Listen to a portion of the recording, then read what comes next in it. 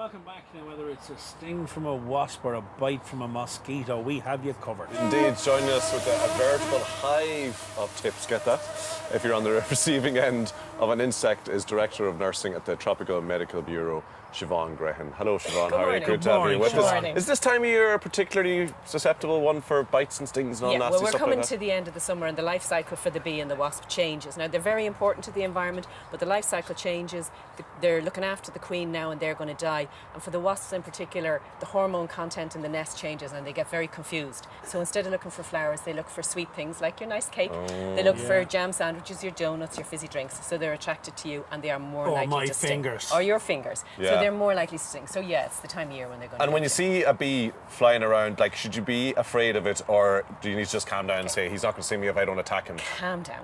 Calm down. The bee does not want to sting you. With the bee and the wasp are different. The wasp has a stinger that looks like a straight needle and it'll go in and out and he'll sting me 3 times or you 3 times or somebody else. The bee is different. He's got like barbs at the end, like an arrow or a fish hook. And once the sting goes in, as he flies away, it rips off the venom sac, which is part of the back of his abdomen, and he's going to be dead very shortly after. So it's not in the bee's interest to sting you. So he doesn't want to. But if you start swiping and swatting, he is going to sting you. See you as a threat. It's like, so when it comes to bees and wasps thing, and we do get stung, what are the remedies? What's the best thing to do? Okay, the first thing is, it's a venomous sting. The needle has gone in and the venom is in. So you want to get it out as quickly as possible to prevent more venom going in. So with the wasp, you may not have a sting there to see because he's taken away with him. So you look at it and there's no sting. But if you look at it and there is sting, it's like a very fine needle with a little sac on the end of it. And the instinctive thing to do is grab it and pull it out. Now it's like a dart full of poison, and you grab the venom sac and squeeze it and you put all the venom more in. So you have a few things. You could go for the surgical alternative, the nice thin tweezers, and you go right to the tip of the sting and pull it out, not at the sac. But who has those in their handbags? Exactly. So we want something that's handy and convenient. Here's something we all have in our handbag. Oh, very good. Right. So what you do is the bee sting is here. Let's use my hand as a... So the bee sting is here, the venom sac is the end. So you press the card quite firmly above it. So the pressure goes on at the tip of the sting, drags the tip out, and the final thing it catches is the venom. So it's on the end, the bee sting is out. So now all you're left with is sore. It's sore and it's painful. So how do you deal with it? Wash it under the tap, get the venom out. Apply antiseptic if you have it. An antihistamine cream would be good. It takes the itch out of it. You can stick ice on it. Ice never goes straight onto your skin because it's going to damage it. Pain is there, so you need to deal with the pain. You can take tablets. You can take ibuprofen. You can take paracetamol. The swelling and the itching are directly at it. If you have the antihistamine cream, great. If you don't, what have you got in the house? A good old-fashioned bread soda made into a paste and put on it can help. And a lot of people say toothpaste. There's no scientific research, a little bit of toothpaste. So all the local measures. And for most of us, it's just going to be a minor ailment, a minor irritation. How long will it last? A couple of hours? A couple of hours, you'll have forgotten about it by tomorrow. Okay. That's for most of us. There'll be slightly worse who they'll start to have swelling, and you'll say elevate it. If it's your hand, put it up above you, or if it's your foot, elevate it. But for the unfortunate few, that venom that goes in sparks off a severe, as we call it, anaphylactic reaction. And they're the ones who need urgent medical assistance. And that's EpiPens and all that kind of stuff. The EpiPen it's a little thing that looks like a pen, but it's loaded with a single dose of injectable adrenaline. And for somebody who's anaphylactic, it's just to flip the top off, bang it against their thigh, and it can go in through the trousers. You don't need to have skin to go in. I hold it there for 10 seconds. But if somebody has got to the stage that they need the adrenaline, you need to send for medical assistance because they may not respond to that, or they may respond and then deteriorate again.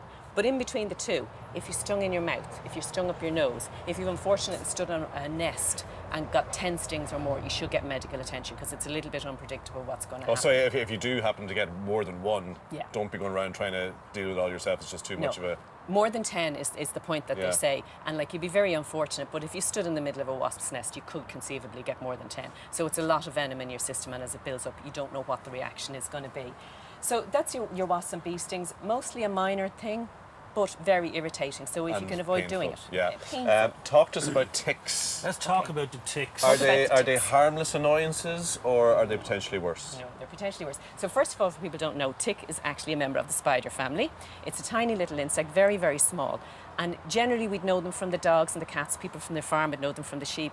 Up in the Phoenix Park, they'll be on the deer. So the tick latches onto the animal, feeds up with blood, gets bigger, gets full, drops off, sits on the grass, lies there, hatches out some eggs, and then you walk past and brushes against your leg or you're sitting on the grass and it latches onto your skin.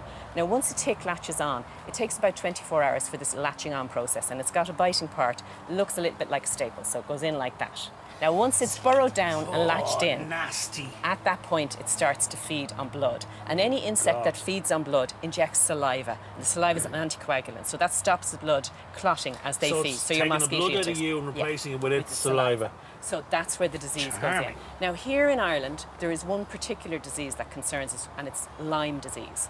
So Okay. ticks, in particular when they're deer, you're more at risk to Lyme disease. So I go up to the Phoenix Park, I sit on the grass, I pick up a tick, I don't notice it, it swells up, and I take it out. And then I develop what we call a bullseye rash. So the bullseye is what it sounds like. It's like a target, yeah. big round rings. You go to your doctor and they go, That's it there, Siobhan. Look at it. That's a very poor one now. That's barely there, but it is a bullseye rash. Yes. So that's highly indicative that you've been infected with Lyme disease. If you treat this now with antibiotics, you're fine. But if you don't treat it with antibiotics, maybe a week or two later, you get a really bad flu. You've got joint pains. That's a really good one. I remember that patient. Nice. That's So a that really has some classic. further effects. Yeah. So Now, it's is going to this one here that we're looking at, is that someone who didn't have it treated early enough Yeah. and it's developed? Well, no, this is still early enough to treat Really? with antibiotics. Yeah, that is just the localized infection. From a little the response. tick? Yeah, from And a little tick. that is treatable with Yeah, antibiotics. that's treated with antibiotics and curable very, very quickly. The issue is if you just ignore this and think it's an infected bite, leave it heal up. Then when the flu-like illness comes maybe 2 weeks later, you start to go, I have a terrible God. flu, I'll go to Yeah. bed, I'll be okay. That's And then Lyme that passes. disease. Treated. And then loads of things crop up. And 3 years later, you've been to 10 different doctors and you've chronic fatigue. And that's Lyme disease. And it can go on, it can cause horrendous So problems. it's got real And potential at that for bad point, though, effects. is it curable? Can you It can combat kill. it then? It is Really? much more difficult to treat. The longer it's established, the more difficult. You still treat it with antibiotics, but you might have to take them into hospital, you might have to treat them intravenously. So if you do see a rash after a tick bite, go see a doctor. My memory of tick bites as a kid playing around the fields up in Donegal was trying to get it by the legs and yank it out. See, I just told you that and you said no. No, a lot of people want to do Wrong. that, Wrong. but he's buried in your skin. Yeah. You grab him by his body and you're going to, or her body, you're going to squeeze all the body contents in Into through the your- biting Yeah. part. So you're probably going to get a bit infected bite. So the best thing, You have a little gizmo these here. little gizmos here, these little guys, these are called tick twisters, and there's two different sizes. tick But twister. basically, you slot it in here around the bottom of the tick, and then you twist it. You twist it gently to ease it out, because you want to get the tick out intact. Yeah. It's about not applying pressure to the actual tick itself. Yeah. But, I mean, you can do lots of things when you're outdoors. I mean, outdoors are where the insects bite.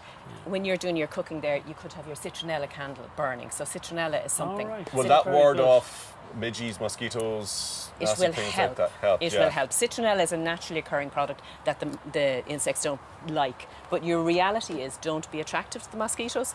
Or we go to mosquitoes, say, don't be attractive to the insects. So it's hair gels, perfumes. Yeah. If there's heavy perspiration, if you're sweating an awful lot, if there's a lot of sweet smells around, or just a strong odour. So if you go trekking or camping and you don't change your socks for 3 days, that's going to be like a magnet. Yeah, People yeah. think Mosquitoes will nobody love will know. that. The mosquitoes will know. So you don't attract them to you and then keep them away from you. So insect repellents are what you want to use. Now there's a chemical that's been tested worldwide, the WHO tested, and it's called DEET, diethyltoluamide. So if you're overseas and you didn't bring your insect repellent and you're in a chemist and you can't understand the language at all, if you see DEET, it's a good insect Does that work in repellent. Ireland as well? Yeah, it's very good. Brilliant stuff. Now, We'll put all those details up Yep. on our Perfect, website. yeah. Siobhan, great listen, stuff. thanks very much. Thanks for that. Pleasure. Now, Very good. Just to bring you some breaking news now, former UN Secretary General Kofi Annan has died. We'll have more on that news in our news bulletin shortly. We'll take a quick break. Stay with us.